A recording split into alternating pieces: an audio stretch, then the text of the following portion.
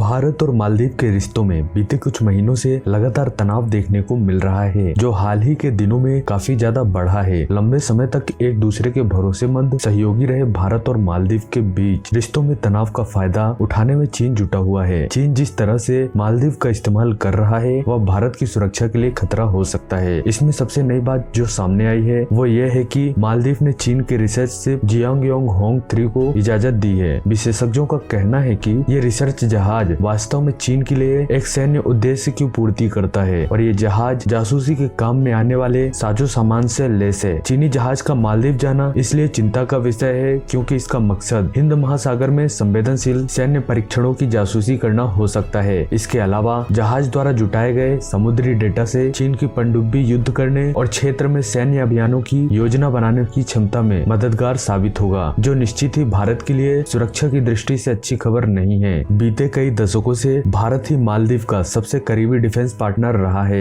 2018 से 2023 तक मालदीव के राष्ट्रपति रहे इब्राहिम सोलेह कहते हैं कि मालदीव भारत की संवेदनशीलता का सम्मान करने में सावधान था और उसने चीन के साथ बहुत कम सिक्योरिटी कोऑपरेशन किया था। 2023 में चुनाव जीतकर राष्ट्रपति बने मोहम्मद माइजू का नजरिया इससे एक कदम अलग है। माइजू अपने से पूर्व की सरकारों के इंडिया फर्स्ट नीति का समर्थन नहीं करते। माइजू ने चुनाव जीतने के तुरंत बाद ही भारत सरकार से मालदीव में अपने सैन्य कर्मियों को वापस बुलाने के लिए कहा है। माइजू ने राष्ट्रपति के रूप में अपनी पहली विदेश यात्रा के लिए भी चीन को ही चुना था। उन्होंने साफ तौर पर चीन की मालदीव में भूमिका बढ़ाने और भारत पर निर्भरता कम करने का इशारा किया है। चीन से मालदीव के रिश्ते को समझने के लिए दोनों देशों के बीच संबंधों से शुरुआत से ही चीजों को देखना होगा। चीन और मालदीव ने 1972 में औपचारिक रूप से राजनयिक संबंध स्थापित किए, लेकिन मालदीव 1990 और 2000 के दशक में चीन के लिए रुचि का क्षेत्र बन गया क्योंकि हिंद महासागर में उसने अपनी शक्ति और उपस्थिति बढ़ाने पर ज्यादा ध्यान दिया। एशियन स्टडीज सेंटर के डायरेक्टर जेफ स्मिथ कहते हैं कि हिंद महासागर में पूर्व पश्चिम समुद्री व्यापार का सुपर हाईवे है। मालदीव को इसमें विशाल विशेष आर्थिक क्षेत्र प्राप्त है जिसमें 3,25,000 वर्ग मील से अधिक प्रमुख हिंद महासागर अचल संपत्ति शामिल है। मालदीव चीन के समुद्री व्यापार मार्गों के करीब बैठता है, जो इसके निर्यात को बाजारों तक पहुँचने और इसकी ऊर्जा आयात को चीनी अर्थव्यवस्था को बेहतर करने के लिए जरूरी है और इसलिए स्ट्रेटेजिक रूप से भी महत्वपूर्ण है। मालदीव ने 2009 में बीजिंग में अपना दूतावास खोला और उस समय के राष्ट्रपति नसीब ने 2010 में चीन का दौरा किया था। चीन मालदीव में एक विशाल आवास परियोजना को फंड करने पर भी सहमत हुआ, लेकिन नासिद देश की इंडिया फर्स्ट नीति का दृढ़ संपर्क बने रहे। 2012 में तख्ता पलट में नासिद को सत्ता से हटा दिया गया। इसके बाद अब्दुल्ला यामीन ने मालदीव को चीन के करीब लाने में अहम भूमिका निभाई। यामीन सरकार ने बुनियादी ढांचा परियोजनाओं के लिए चीन से बड़े पैमाने पर ऋण लिया और बेल्ट एंड रोड इनिशिएटिव में भी शामिल हो गया। यामीन ने चीन के साथ मालदीव के पहले फ्री ट्रेड एग्रीमेंट पर भी साइन किए। वह चीन के साथ एक संयुक्त नौसैनिक ऑब्जर्वेशन फैसिलिटी विकसित करने पर भी सहमत हुए। यामीन सरकार की इन नीतियों से भारत मालदीव संबंधों में तनाव आया और 2015 में पीएम मोदी ने मालदीव का दौरा भी रद्द कर दिया था। 2016 में मालदीव ने भारत की आपत्तियों के बावजूद 3 चीनी सैनिक युद्धपोतों को यात्रा की अनुमति दी थी। इससे भारत और मालदीव के रक्षा संबंधों को नुकसान हुआ। वहीं मालदीव ने 2 भारतीय हेलीकॉप्टरों के पट्टे का नवीनीकरण भी नहीं किया। भारत और मालदीव के संबंध 2018 में बेहतर हुए जब इब्राहिम सोलेह यामीन को हराकर राष्ट्रपति बने। सोलेह देश की पूर्व इंडिया फर्स्ट विदेश नीति के समर्थक थे। उन्होंने उच्च स्तरीय समझौतों पर हस्ताक्षर करते हुए भारत के साथ रक्षा सहयोग बहाल किया। बीते साल 2023 में चीजें फिर से बदली जब मोहम्मद माइजू ने राष्ट्रपति चुनाव में सोलेह को हरा दिया। चुनाव जीतते ही माइजू ने भारत से मालदीव में अपने सैन्य कर्मियों को हटाने को कहा था और एक प्रमुख रक्षा समझौते को आगे बढ़ाने से इनकार कर दिया। इसके बाद हाल ही में पीएम नरेंद्र मोदी के लक्षद्वीप दौरे के बाद उनके मंत्रियों की टिप्पणियों से हुए विवाद ने भी द्विपक्षीय संबंधों को नुकसान पहुंचाया। दूसरी ओर माइजू पदभार संभालने के बाद से चीन मालदीव संबंध अच्छे हुए। उनकी सरकार ने चीन के साथ कई आर्थिक समझौते पर हस्ताक्षर किए, जिनमें से कई भारत पर निर्भरता कम करने के लिए निर्धारित थे। इसके बाद हाल ही में चीनी जहाज जियांगयोंग 3 को मालदीव ने इजाजत दी है। अब मालदीव सरकार ने सफाई देते हुए कहा है कि माले आ रहा चीनी जासूसी जहाज उसकी जलीय सीमा में कोई भी अनुसंधान नहीं करेगा। माइजू सरकार का यह बयान चीनी जासूसी जहाजों को लेकर भारत की बड़ी चिंताओं के बीच आया है। भारत ने चीनी जासूसी जहाज के मालदीव पहुंचने पर आपत्ति जताई थी। इससे पहले हिंद महासागर में जासूसी मिशनों को अंजाम देने वाले चीनी जहाज श्रीलंका के हम्बनटोटा बंदरगाह पर रुकते थे। भारत की गंभीर आपत्तियों के बाद श्रीलंकाई सरकार ने चीनी जासूसी जहाजों के अपने देश की जलीय सीमा में घुसने और अपने बंदरगाहों पर ठहरने को लेकर लेकर 1 साल के लिए प्रतिबंध लगा दिया है। ऐसे में चीन को अब मालदीव के रूप में नया ठिकाना मिला है। भारत के प्रसिद्ध रक्षा विशेषज्ञ ब्रह्मा चेलानी ने बताया है कि मालदीव चीनी जासूसी जहाजों को लेकर जो दावा कर रहा है वह खुद उसकी कोई पुष्टि नहीं कर सकता। मालदीव के पास ऐसी क्षमता नहीं है कि वह चीनी जासूसी जहाजों को अपनी जलीय सीमा में सर्वेक्षण या शोध करने से रोक सके। ऐसे में मालदीव के दावे पर कोई भरोसा नहीं किया जा सकता। उन्होंने ट्विटर पर लिखा, चीन भारत के समुद्री क्षेत्र में पनडुब्बी संचालन को सुविधाजनक बनाने के लिए आक्रामक रूप से हिंद महासागर के तल का मानचित्रण करने और भूकंपीय और बाथमेट्रिक डेटा एकत्र करने में लगा हुआ है। मालदीव अपने नए इस्लामवादी झुकाव वाले चीन समर्थक राष्ट्रपति के तहत ड्रैगन का समर्थक बन रहा है। उन्होंने आगे लिखा है, भारत के साथ 2019 के हाइड्रोग्राफिक सर्वेक्षण समझौते को समाप्त करने और उस आपदाग्रस्त द्वीप समूह राष्ट्र में बचाव और राहत का काम करने वाले कई दर्जन गैर लड़ाकू भारतीय सैन्य कर्मियों को निष्कासित करने का आदेश देने के बाद मालदीव के राष्ट्रपति माइजू एक चीनी जासूसी जहाज की मेजबानी करने के लिए सहमत हुए हैं, जिसका मिशन समुद्र के नीचे की स्थितियों पर डेटा एकत्र करना है। माइजू सरकार का दावा है कि पीएलए से जुड़ा जहाज मालदीव के जल में समुद्र संबंधी अनुसंधान नहीं करेगा। यह हास्यास्पद है क्योंकि मालदीव के पास ऐसी कोई गतिविधि का पता लगाने की शून्य क्षमता है। मालदीव की दोनों विपक्षी पार्टियां एमडीपी और द डेमोक्रेटिक खुलकर भारत के समर्थन में आ गई हैं। इन पार्टियों का भारत समर्थित बयान मालदीव सरकार के उस बयान के बाद आया है जिसमें सरकार ने कहा था कि उन्होंने चीन के एक जहाज को माले बंदरगाह पर रुकने की अनुमति दी है। प्रधानमंत्री मोदी की लक्षद्वीप की तस्वीरों पर हुए विवाद के बाद भारत और मालदीव के संबंध तनावपूर्ण बने हुए हैं। इस बीच मालदीव की 2 प्रमुख विपक्षी पार्टियों ने माइजू सरकार के भारत विरोधी रुख पर चिंता जताई है। मालदीव की दोनों विपक्षी पार्टियां खुलकर भारत के समर्थन में आ गई हैं। इन पार्टियों का भारत समर्थित बयान मालदीव सरकार के उस बयान के बाद आया है जिसमें सरकार ने कहा था कि उन्होंने चीन के एक जहाज को माले बंदरगाह पर रुकने की अनुमति दी है। मालदीव की दोनों पार्टियां मालदीव डेमोक्रेटिक पार्टी और द डेमोक्रेट्स ने कहा है कि मौजूदा सरकार का भारत विरोधी रुख चिंताजनक है। किसी भी बड़े साझेदार, विशेष रूप से लंबे समय से हमारे सहयोगी देश को अलग थलग करना हमारे लिए हितकर नहीं है। उन्होंने संयुक्त कॉन्फ्रेंस में कहा कि मालदीव की सरकार और भावी सरकारों को देश के लोगों की भलाई के लिए सभी सहयोगी देशों के साथ काम करना चाहिए। हिंद महासागर में स्थिरता और सुरक्षा मालदीव के लिए जरूरी है। एमडीपी के चेयरपर्सन और पूर्व मंत्री फयाज इस्माइल और संसद के डिप्टी स्पीकर अहमद सलीम ने द डेमोक्रेट्स पार्टी के अध्यक्ष हसन लतीफ और संसदीय समूह के नेता अली आजिम ने इस मामले को उठाते हुए संयुक्त प्रेस में कॉन्फ्रेंस की थी। दोनों पार्टियों ने जरूरी मामलों में एक साथ मिलकर काम करने की प्रतिबद्धता जताई और देश की मौजूदा विदेश नीति और पारदर्शिता की जैसे मामलों पर चिंता जताई। आपको बता दें कि मालदीव के 87 संसदीय सांसद में इन दोनों पार्टियों की सांसदों की कुल संख्या 55 है। हाल ही में प्रधानमंत्री मोदी के लक्षद्वीप दौरे के बाद मालदीव की सरकार के 3 मंत्रियों ने पीएम मोदी के इस दौरे की कुछ तस्वीरों पर आपत्तिजनक टिप्पणी की थी। इसके बाद से ही दोनों देशों के बीच राजनयिक विवाद गहराया। मामले पर विवाद बढ़ने के बाद इन तीनों मंत्रियों को सस्पेंड कर दिया गया था। दोनों देशों के इस तनाव के बीच मालदीव के राष्ट्रपति माइजू चीन के 5 दिन के राजकीय दौरे पर चले गए थे। इस दौरे से लौटने पर माइजू लगातार भारत पर निशाना साध रहे हैं। माइजू ने मालदीव लौटते ही 2 टूक कह दिया था कि हमें बुली करने का लाइसेंस किसी के पास नहीं है। उन्होंने कहा था कि हम भले ही छोटा देश हो सकते हैं लेकिन इससे किसी को भी हमें बुली करने का लाइसेंस नहीं मिल जाता। हालांकि माइजू ने प्रत्यक्ष तौर पर किसी का नाम लेकर तो बयान नहीं दिया है लेकिन माना जा रहा है कि उनका यह निशाना भारत की तरफ ही है। इसके बाद माइजू ने भारत से 15 मार्च से पहले मालदीव से अपने सैनिकों को हटाने को कहा था। आपको बता दें कि चीन समर्थक माने जाने वाले माइजू ने 5 दिन के अपने चीन दौरे के दौरान राष्ट्रपति शी जिनपिंग से मुलाकात की थी। उनका यह दौरा ऐसे समय पर हुआ था जब प्रधानमंत्री नरेंद्र मोदी के खिलाफ आपत्तिजनक टिप्पणी करने वाले मालदीव सरकार के 3 मंत्रियों को सस्पेंड कर दिया गया। इस मामले को लेकर भारत और मालदीव दोनों ही देशों में राजनयिक विवाद बढ़ा हुआ है। तो दोस्तों, आप सभी की इस बारे में क्या राय है? आप अपनी राय हमें नीचे कमेंट बॉक्स में लिख करके जरूर बताना और वीडियो अच्छा लगी हो तो वीडियो को लाइक और शेयर करना। Thanks for watching.